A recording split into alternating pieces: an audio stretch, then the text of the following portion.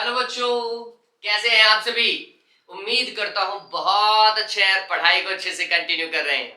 मैं हूं प्रशांत माहेश्वरी और fun with physics YouTube channel पर आप सभी का बहुत बहुत स्वागत है। आज की video class again chapter number second है, इलेक्ट्रोस्टैटिक पोटेंशियल एंड कैपेसिटेंस। आज हम टॉपिक डिस्कस करने वाले हैं electric potential due to an electric dipole, है ना। इलेक्ट्रिक डाइपोल से जो पोटेंशियल मिल सकता है उसको अपन डिस्कस करने वाले हैं। इससे पहले आपको इलेक्ट्रिक डाइपोल पता होना चाहिए। मैं बेसिक सा बता देता हूं आपको कि डाइपोल होता क्या है। पहले आप डाइपोल समझिए कि डाइपोल क्या चीज है बच्चों। आज ये देखिए, एक डाइपोल के अंदर पॉजिटिव चार्ज होगा, एक डाइपोल में नेगेटिव चार्ज होगा। दोनों का मैग्नीट्यूड सेम होना चाहिए, मतलब दोनों का वैल्यू सेम होना चाहिए, एक प्लस का और एक माइनस का होना चाहिए।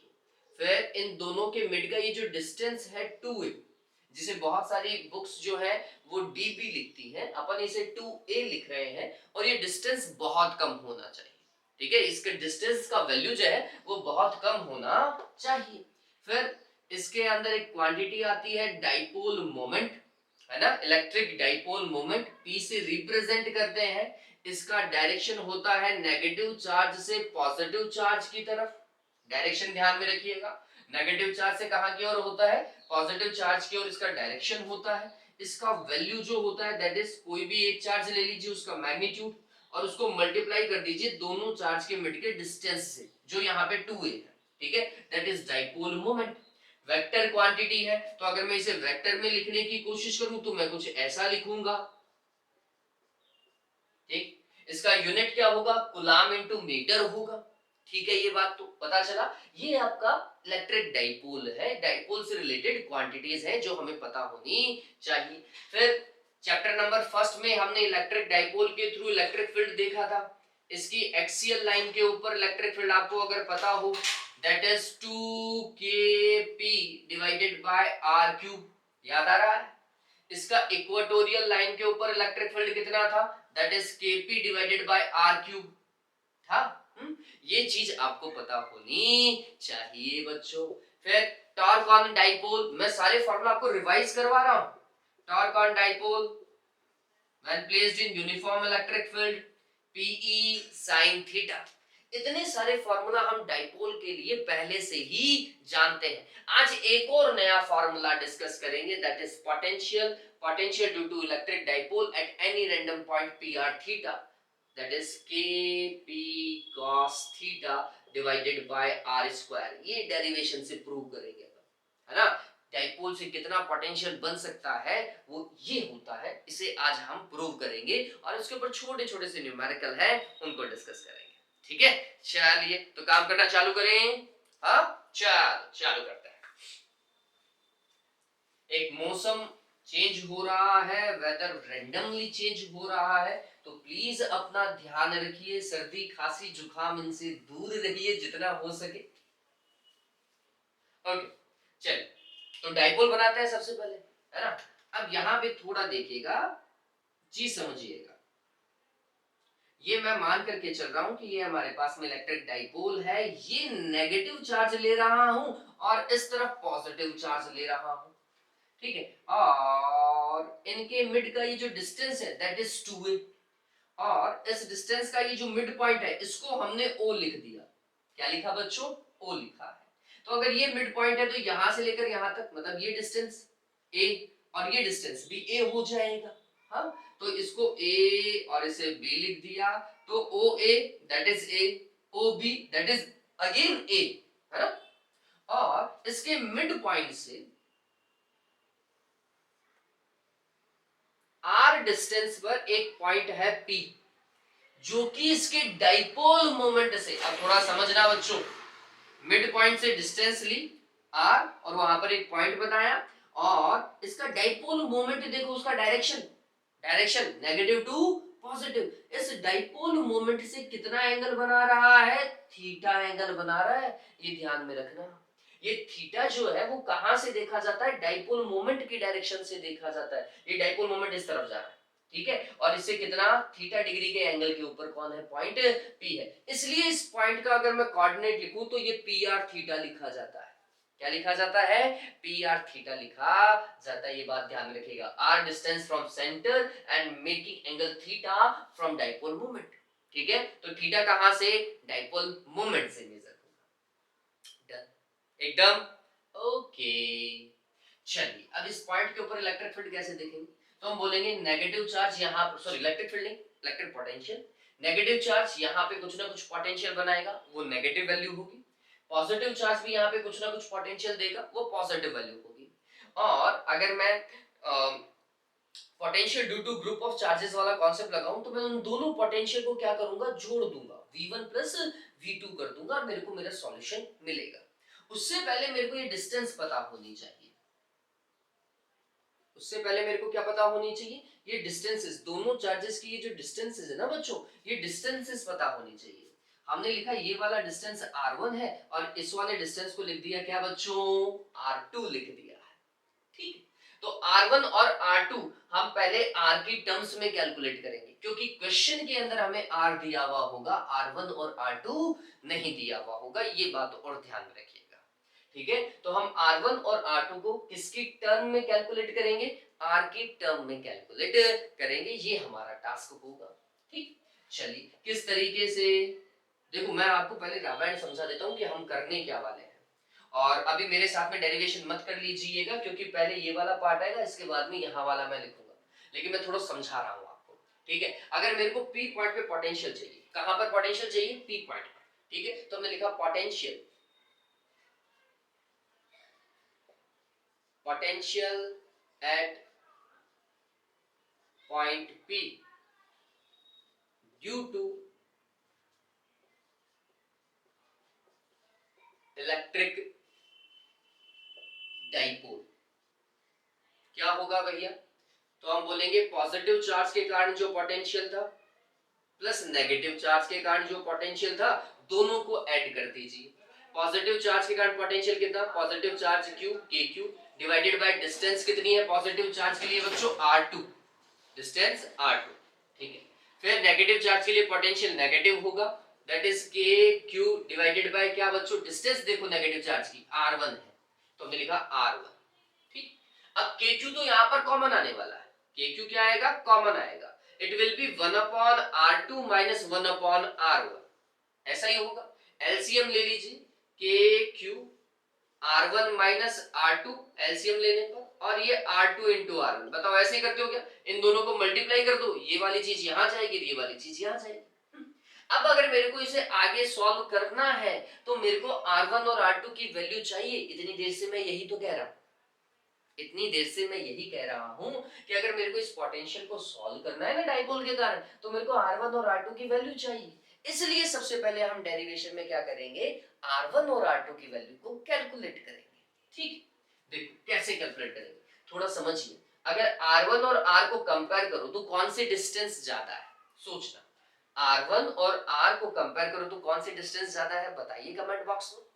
दिखाई दे रहा है r1 ज्यादा है, हाँ? तो इस r में कुछ ना कुछ ऐड करूंगा, तब जाके r1 मिलेगा। ठीक है, ऐसे ही r2 और r को कंपेयर करता हूं, किसको, r2 और r को कंपेयर करता हूं, तो फिर r2 का वैल्यू कम है, r का वैल्यू ज्यादा है, r2 का वैल्यू r से कम है, तो r2 कैसे मिलेगा, इस r में से कुछ सब्ट्रैक्ट करेंगे तब जाकर के मिलेगा। ठीक है, इसके लिए हमने थोड़ा सा कंस्ट्रक्शन किया और इस लाइन को आगे की ओर एक्सटेंड किया।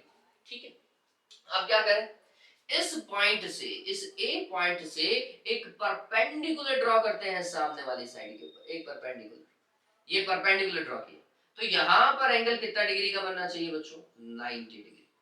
ठीक है, और अगर ये एंगल थीटा है तो ये वाला एंगल भी थीटा होगा। इस परपेंडिकुलर को ड्रॉ करने पर ये जो पॉइंट मिल रहा है, इसे मैं पी से क्यों नहीं लिखूंगा, ए बी, इसे सी लिख देते हैं, इसे सी लिख देते हैं। ठीक है, तो ये जो डिस्टेंस है C से लेकर P तक का, C से लेकर P तक का डिस्टेंस जो है, that is almost equals to R1, वो ऑलमोस्ट किसके इक्वल है, R1 के इक्वल है, ये बात ध्यान में रखिएगा। ये कुछ ऐसा है, आपके पास में प्रकार है, प्रकार का नोक आपने इधर रखा है ना, और फिर आपने आर्क को जैसे आप कट करोगे ना R1 रेडियस का, तो यूं लेकर क्या होगा, यूं एक सर्किल बनाओगे, तो सर्किल के ऊपर देखोगे कि सर्किल पे ए और सी सेम ही पॉइंट पे आएंगे, सेम मतलब उसी सर्कमफेरेंस के ऊपर आएंगे। ठीक है, ये बात ध्यान रखना। इसका मतलब R1 और ये पूरी डिस्टेंस ये दोनों सेम है, तभी जाकर के तो दोनों सर्कमफेरेंस में आएंगे, है ना। चलिए, तो R1 का वैल्यू किसके बराबर है, PC के बराबर है। अब PC में OP तो पता है और OC अभी कैलकुलेट नहीं हुआ है, जिसे हम आसानी से कैलकुलेट कर सकते हैं। कैसे कैलकुलेट करेंगे वो समझिए। तो हमने लिखा इन ट्राइंगल OAC। थोड़ा सा गौर कीजिए, थीटा के सामने वाली साइड जो होती है वो परपेंडिकुलर होती है, 90 के सामने वाला हाइपोटेनस होता है, और यहाँ पे हाइपोटेनस OA है, OA दैट इज A। ठीक है, फिर रिमेनिंग साइड हमेशा बेस होती है। क्या होती है, बेस। मेरे को OC कैलकुलेट करना है बच्चों। क्या कैलकुलेट करना है, OC कैलकुलेट करना है, मतलब बेस कैलकुलेट करना है। बेस को कैलकुलेट करने के लिए cos थीटा का यूज किया जाता है। किसका, cos थीटा। ठीक है, तो cos थीटा लिख देते हैं। cos theta is equals to base that is OC divided by hypotenuse OA। ऐसा ही होगा क्या, तो कुल मिलाकर के OC is equals to OA cos theta, और OA आपको पता होना चाहिए दैट इज A। डन हुआ, दैट इज A। ये बात समझ में आई। सिमिलरली इन अ ट्राइंगल, अब आगे वाला ट्राइंगल मैंने बताया नहीं, मेरे को डेरिवेशन वैसे याद रह गया इसलिए।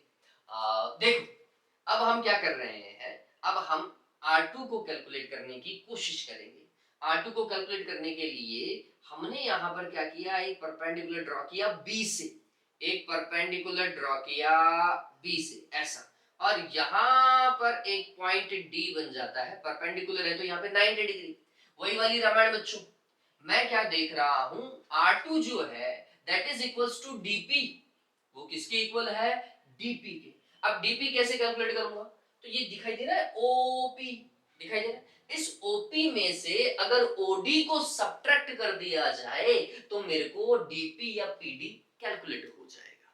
ठीक है, अब ये कैसे करेंगे, तो OD पता होना चाहिए, OD को ही कैलकुलेट कर रहे हैं।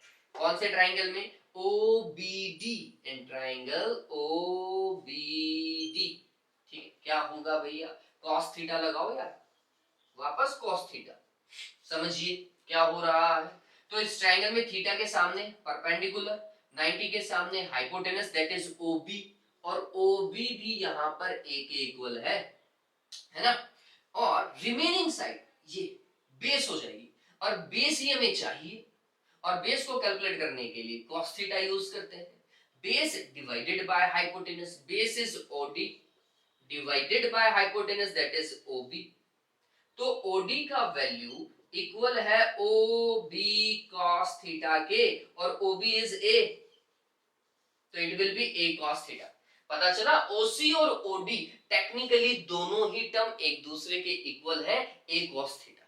ठीक, फिर अगर आपको कोई बोले कि R1 कैलकुलेट करना है, भैया टास्क तो हमारा R1 ही था ना। What is R1, R1 exactly equal है AP के।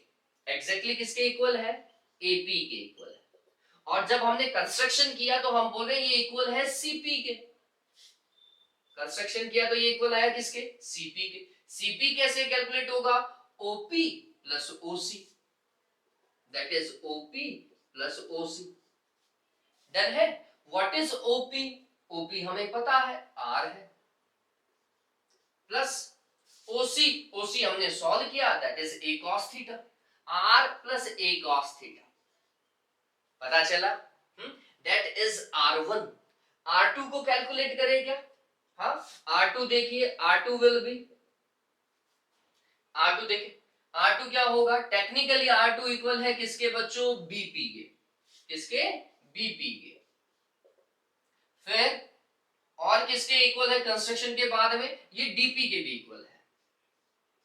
DP कैसे सॉल्व होगा, OP में से OD को सब्ट्रैक्ट कर दो, OP में से OD को सब्ट्रैक्ट करो। What is OP, that is R। What is OD, A cos theta. पता चला, एक में A cos थीटा ऐड हुआ और एक में A cos थीटा सब्ट्रैक्ट हुआ, यही टास्क रहा। चलिए R1 और R2 का वैल्यू आ गया क्या? तो पहले डेरिवेशन यहां से चालू है बच्चों, यहां से चालू है, ठीक है। ये तो समझाने के लिए मैंने पहले किया था कि ये डेरिवेशन अटकेगा कहां, यहां पे अटकेगा, ठीक है। चलिए इसे इक्वेशन नंबर 1 दे देते हैं, इसे इक्वेशन नंबर 2 दे देते हैं और R1 और R2 की वैल्यू यहां पुट करते हैं। तो हमने लिखा putting the values of R1 and R2 into above equation। अब ये मैथमेटिक्स बची है, अब सिर्फ मैथमेटिक्स बची है बच्चों। तो V क्या होगा, K और Q एज इट इज, फिर R1 का value that is R plus A cos theta, minus लगाइए R2 का वैल्यू R माइनस ए कॉस थीटा। और जब भी माइनस को डील कर रहे हैं तो आगे वाले को ब्रैकेट में ही लेकर के जाएं पहले, तो गलती होने के चांसेस जो है वो कम हो जाएंगे। R2 और R1 क्या होगा, what is R2, that is R minus A cos theta and that is R plus A cos theta. यही है क्या, पता चला? एक बार के लिए इस चीज को देखिए और उतार लीजिए, जल्दी से इस चीज का स्क्रीनशॉट ले लीजिए। डन? हाँ स्क्रीनशॉट लिया, अब सॉल्व करो। स्क्रीनशॉट ले लिया ना? अरे बताओ। हाँ लिया, ओके। चल अब देखो, अब क्या करेंगे, ये माइनस का साइन अंदर लेकर के जाए। अगर नेक्स्ट स्क्रीनशॉट के आगे जो काम करना है वो बता रहा हूं, ये डन है ना इतना? चलिए देखिए, अब इसके आगे देखिए, इसके आगे पोटेंशियल कुछ ऐसा, V is equals to KQ as it is R plus a cos theta,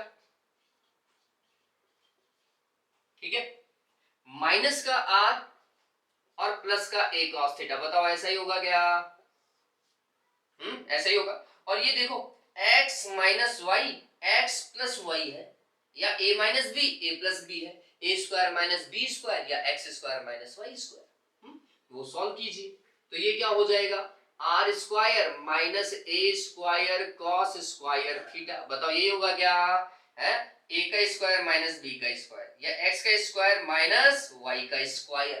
तो ऐसा ही होना चाहिए। फिर r से r cancel, a cos theta plus a cos theta that will B 2a cos theta. तो ये हो जाएगा k q 2a cos theta divided by r square minus a square cos square theta. बताओ भाई potential पता चला क्या? q into 2a p होता है बच्चों, it will be k p cos theta divided by are square minus a square cos square theta. Exactly तो potential इतना ही है, किसी डाइपोल के लिए पोटेंशियल इतना ही होता है। लेकिन हम हमारा सारा काम आइडियल डाइपोल के लिए करते हैं। किसके लिए करते हैं बच्चों? आइडियल डाइपोल के लिए, है ना। और आइडियल डाइपोल में क्या माना जाता है, 2a को नेग्लिजिबल माना जाता है। 2a अगर नेग्लिजिबल है किसके रेस्पेक्टिव में, r के रेस्पेक्टिव में, तो a तो और भी ज्यादा नेग्लिजिबल होगा और a स्क्वायर तो और भी ज्यादा कम होगा। बहुत सारे बच्चों को ये चीज दिक्कत देती है, मैं वापस से बता देता हूं। अज्यूम कीजिए कि a का वैल्यू जो है वो 0.01 है, अज्यूम कीजिए, तो a स्क्वायर जो होगा वो a से भी कम होगा बच्चों। a स्क्वायर कीजिए बच्चों, क्या होगा, ये इसको ऐसा 10 की पावर -2 लिख सकता हूं क्या? तो इसका स्क्वायर करोगे तो ये 10 की पावर -4 आएगा क्या? देखिए थोड़ा सा कौन सा ज्यादा है, कौन सी वैल्यू ग्रेटर है, कौन सी लेसर है। a is greater and a square is lesser. तो ये टर्म तो बहुत कम हो गई क्या? किसके रेस्पेक्टिव में? r के रेस्पेक्टिव में मान सकते हैं आप, ठीक है ये बात। तो मैं यहां पर कुछ ऐसा ही करने वाला हूं, यहां पर हम कंडीशन लगाने वाले हैं। क्या लगाने वाले हैं? कंडीशन लगाने वाले हैं। हमने बोला फॉर आइडियल डाइपोल्स। कौन से डाइपोल्स बच्चों? Ideal dipoles.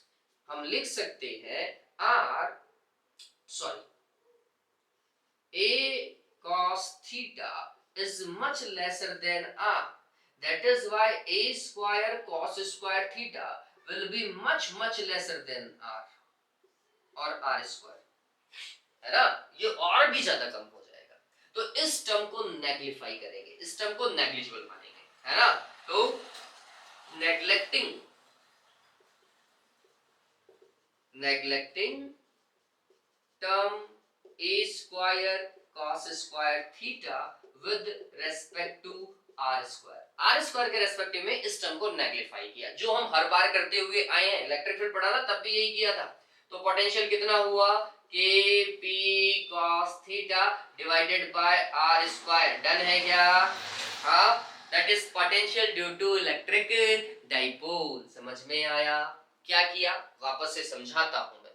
हमने किया पहले तो R1 और R2, है ना, R1 और R2 के लिए लाइन ड्रॉ करी, फिर हमने इस लाइन को एक्सटेंड किया और A पॉइंट से परपेंडिकुलर डाला और B पॉइंट से परपेंडिकुलर डाला। जैसे ही परपेंडिकुलर डालते हैं तो हमें पता चलता है कि R1 का जो वैल्यू है वो CP के इक्वल है, और CP को कैलकुलेट करने के लिए हमें ये चाहिए, OC चाहिए। OC को कैलकुलेट करने के लिए हमने cos थीटा यूज किया, ठीक है, ये ध्यान में रखिएगा, OA इज A, ठीक। फिर इसी के बाद में हमें R2 को कैलकुलेट करने के लिए OD चाहिए था, अगेन हमने इस ट्रायंगल में भी cos थीटा लगाया और OD को कैलकुलेट किया। अब थोड़ा दिमाग में रखिएगा, दोनों की वैल्यू सेम है, a cos थीटा है ना, सॉल्व करोगे तो a cos थीटा आएगी, OC की भी a cos थीटा और OD की भी a cos थीटा। फिर R1 क्या है, R से ज्यादा है तो a cos थीटा जोड़ दो, R2 क्या है, R से कम है इसलिए a cos थीटा सब्ट्रैक्ट कर दो। कुछ ऐसा ही हमने मैथमेटिक्स में भी देखा। फिर आपको पता हो पोटेंशियल क्या होता है, तो इस चार्ज के कारण पोटेंशियल प्लस इस चार्ज के कारण पोटेंशियल, और दोनों को ऐड किया, मैथमेटिक्स करी और हमारा डेरिवेशन कंप्लीट। यही था, समझ में आया ये? हाँ, ये बहुत सिंपल चीज है बच्चों, टिपिकल चीज नहीं है। आपकी मैथमेटिक्स स्ट्रांग होनी चाहिए और फॉर्मूला पता होना चाहिए। जैसे यहाँ पर अपने यूज किया था ना, P is two q into 2a, ये यूज किया है यहाँ पर, ये वाले फॉर्मूला हमें पता होने चाहिए। डन, एकदम। हाँ चलिए, लेकिन ये थीटा पे कोई पॉइंट P था, उसके ऊपर है। अब अगर हमें एक्सियल पे और इक्वेटोरियल पे इलेक्ट्रिक फील्ड कैलकुलेट करना हो तो कैसे करेंगे? और थीटा ध्यान में रखिएगा, मैंने लास्ट टाइम भी बताया, थीटा हमेशा डाइपोल मोमेंट से कैलकुलेट हुआ है ना। Okay, done. हाँ हाँ, कुछ बच्चे डेरिवेशन करते टाइम ये भूल जाएंगे, इधर शायद प्लस का आ जाएगा, इस तरफ माइनस का आ जाएगा। डेरिवेशन में फर्क नहीं पड़ेगा, आपका फाइनल सॉल्यूशन माइनस का आ जाएगा, फाइनल सॉल्यूशन माइनस का आ जाएगा, और उसमें कहीं कोई गलती नहीं है। ये मत समझ लेना यार मेरा माइनस का क्यों आ गया, आपने ये चेंज कर दिया और कुछ नहीं है। डेरिवेशन में कहीं कोई गलती नहीं है, वो माइनस का केपी कॉस थीटा भी सही है, लेकिन उसमें आपने क्या कर लिया, आपने थीटा मान लिया कहां से बच्चों, अपोजिट टू पी मान लिया है, इसलिए ऐसा हुआ। ठीक है, ये बात ध्यान रखिएगा, ये बात ध्यान रखिएगा। अगर आपने इसको चेंज कर लिया है ना, तो आपने अपोजिट टू पी मान लिया थीटा, इसलिए वो माइनस का आया है।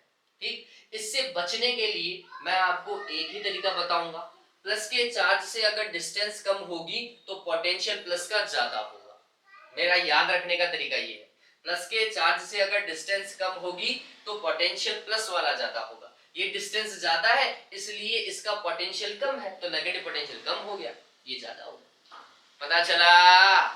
अरे डन है ऐसा। Okay, done, alright. चलिए बच्चों, अब इसको देखो, ये तो इतना डन है। अभी इसे और पैटर्न में सॉल्व किया जा सकता है, स्क्रीनशॉट ले लिया होगा आपने। अब देखो इस चीज को, अगर हमें एक्सियल और इक्वेटोरियल पे कैलकुलेट करना पड़ जाए, कहां पर, एक्सियल और इक्वेटोरियल पे, बहुत बार पूछ लेता है, prove that the potential at equatorial line is zero, है ना, ये पूछ लेता है। तो हम वही चीज प्रूव कर रहे हैं, तो पूरा डेरिवेशन करेंगे और फिर फाइनली आएंगे एट इक्वेटोरियल।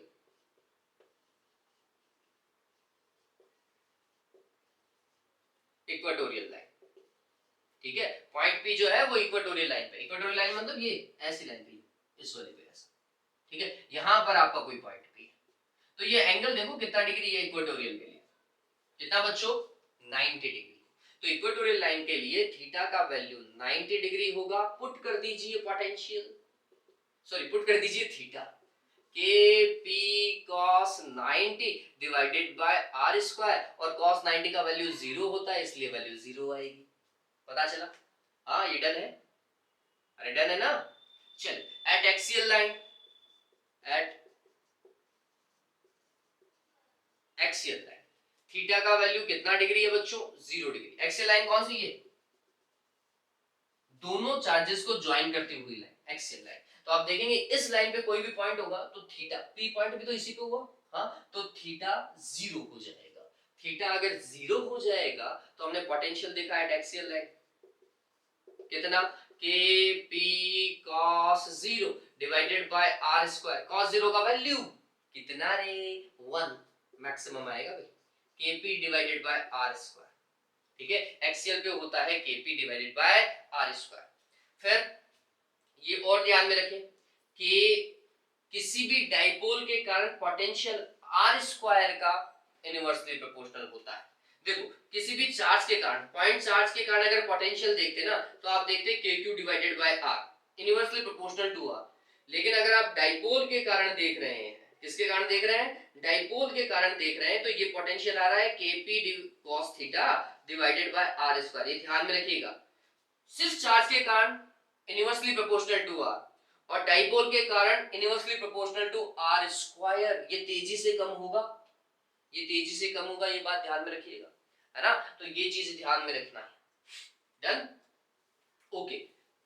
वैसे चांसेस नहीं है कि इसे वेक्टर में लिखाए, लेकिन इन केस अगर आपको लगता है कि सर हम क्या इस वाली क्वांटिटी को पी कॉस थीटा को वेक्टर टर्म में डाल सकते हैं, तो बिल्कुल मैं कहूंगा हाँ बिल्कुल आप डाल सकते हैं, कहीं कोई दिक्कत वाली बात नहीं है। इसे कैसे देखा जा सकता है? इसे ऐसा देखा जा सकता है, देखिए के पी कॉस थीटा और यहाँ पे आर बाई आर से मल्टीप्लाई कर दूंगा तो नीचे आर क्यूब आ जाएगा, आएगा।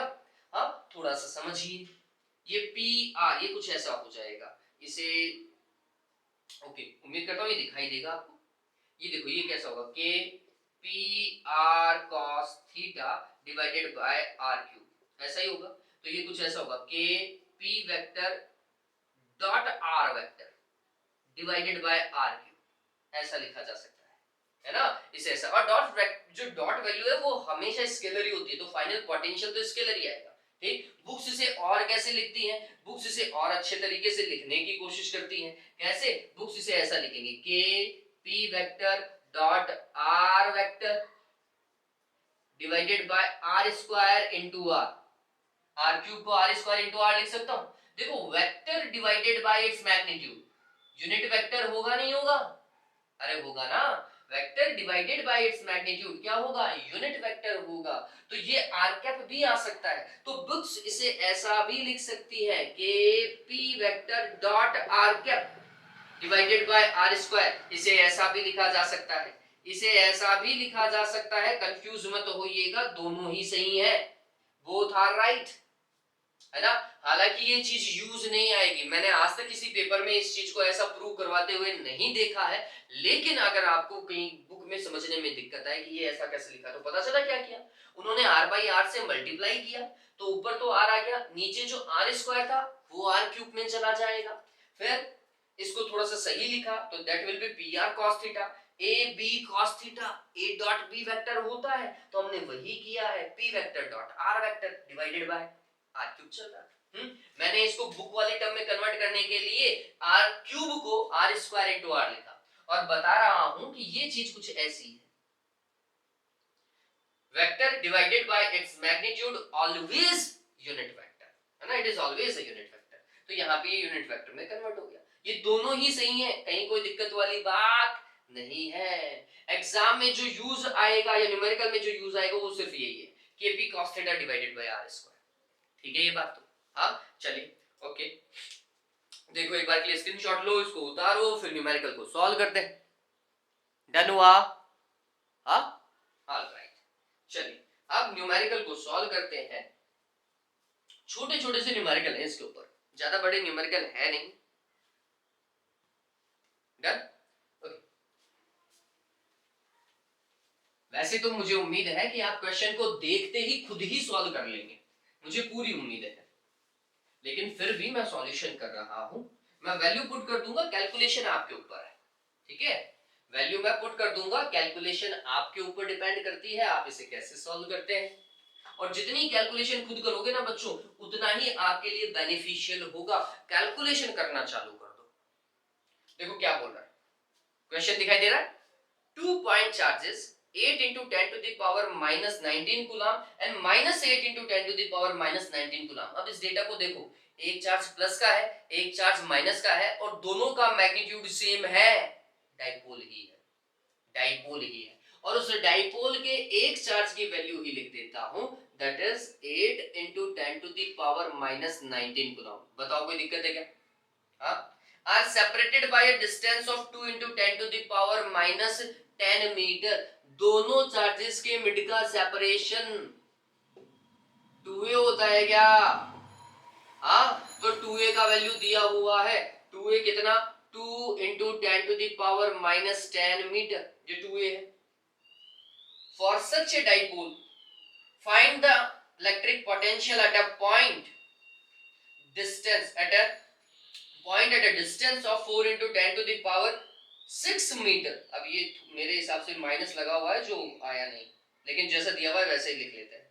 कितने डिस्टेंस पे पोटेंशियल कैलकुलेट करना है? 4 into 10 to the power 6 metre के डिस्टेंस के ऊपर क्या कैलकुलेट करना है? पोटेंशियल कैलकुलेट करना है।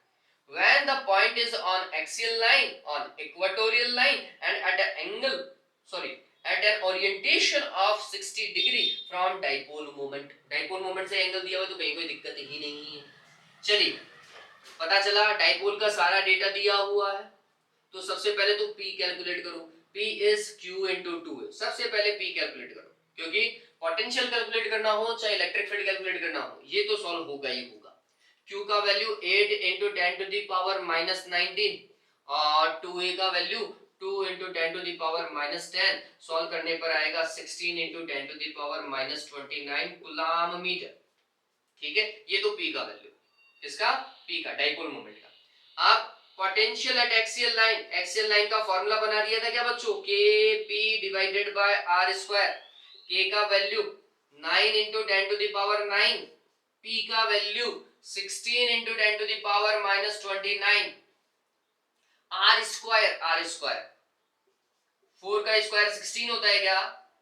4 का स्क्वायर 16 और इसका 6 का स्क्वायर मत कर देना बच्चों, पता चले तुम इसका स्क्वायर करके 36 लिख दो, नहीं 12 है ना। पावर हमेशा ऐड अप होती है, ये बात ध्यान में रखिएगा। तो इसका स्क्वायर कितना होगा बच्चों? 12 आएगा। डन, ओके, 6 into 2 हो जाएगा। फिर जो भी आएगा वोल्ट लगा दीजिएगा, है ना।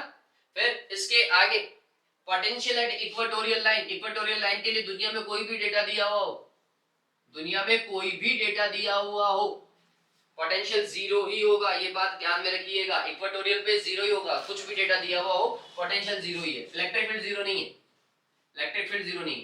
फिर theta is equals to 60 degree पे, theta is equals to 60 degree पे क्या लिखेंगे? के P cos theta divided by are square, K P divided by are square. ये तो यहां से सॉल्व हो जाएगा क्या? तो जो वैल्यू आएगी यहां से वो ऐसी की ऐसी उतार दीजिएगा, जो वैल्यू यहां से आएगी वो यहां पे ऐसी की ऐसी उतार दीजिएगा। ये देखो ये सॉल्व ही हो गया, मेरे हिसाब से जल्दी से सॉल्व हो जाएगा, ठीक है। तो वो वैल्यू यहां उतार दीजिएगा और मैं सामने आ गया, यहां उतार दीजिएगा और cos 60 का वैल्यू होता है 1/2। क्या होता है? 1/2 होता है। 1/2 पुट कीजिएगा, आंसर आपके सामने होगा, ठीक है। ये बात तो हाँ डन। चलिए नेक्स्ट देखिए, नेक्स्ट क्वेश्चन क्या बोल रहा है? A short electric dipole has a dipole moment 16 into 10 to the power minus 9 coulomb metre. इस बार नए क्वेश्चन में डाइपोल मोमेंट, ओके थोड़ा सा चेंज हो गया, और ये नीट में आया हुआ है, नीट 2020 में आया हुआ क्वेश्चन है। डायरेक्ट दे रखा है डाइपोल मोमेंट P का वैल्यू कितना बच्चों? P का वैल्यू है 16 into 10 to the power minus 9 coulomb metre. The electric potential due to dipole at a point at a distance of 0.6 metre, कितना डिस्टेंस पर? 0.6 मीटर डिस्टेंस पर, from the center of dipole on a line making an angle 60 degree. 60 degree बना रही है line, है ना, किससे, dipole moment से, ठीक है, विद डाइपोल एक्सिस इज, बताओ भाई, P का वैल्यू है, R का वैल्यू है, थीटा का वैल्यू है, बताओ पोटेंशियल का formula K P cos theta divided by R square. A का value 9 into 10 to the power 9, P का value 16 into 10 to the power minus 9, cos theta cos 60 का वैल्यू 1/2 होता है R स्क्वायर। इसको क्या लिख सकते हैं, 0.6 into 0.6, है ना, और मैं इसे ऐसा लिखूंगा 10 की पावर -2 लिख देता हूँ, ठीक है। तो ये 6 into 6 हो जाएगा और ये 10 की पावर -2 हो जाएगा इधर।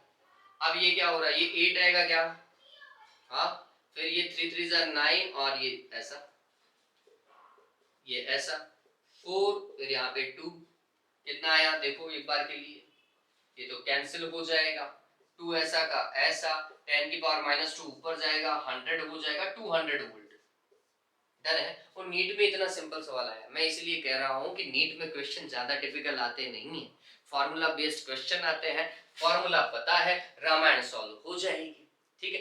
चलो आज के लिए बच्चों इतना ही, उम्मीद करता हूँ ये चीज आपको समझ में आई है। अगर वीडियो अच्छा लगे और आप एंड तक देख रहे हैं तो डेफिनेटली आपको चीजें समझ में आएंगी, ऐसा कोई चीज नहीं है जो नहीं आए, ठीक है। तो वीडियो अच्छे से देखिएगा, आपको समझ में आएगा। आज के लिए इतना ही, have a good day, take care, ठीक है, और लाइक को शेयर कर दीजिएगा इफ यू वांट।